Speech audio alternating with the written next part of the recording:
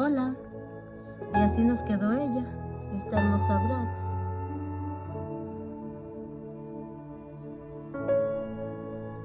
Ella es preciosísima.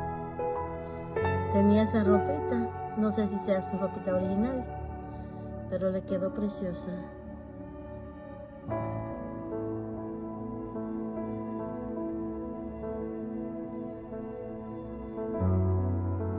No olvides suscribirte. Bye.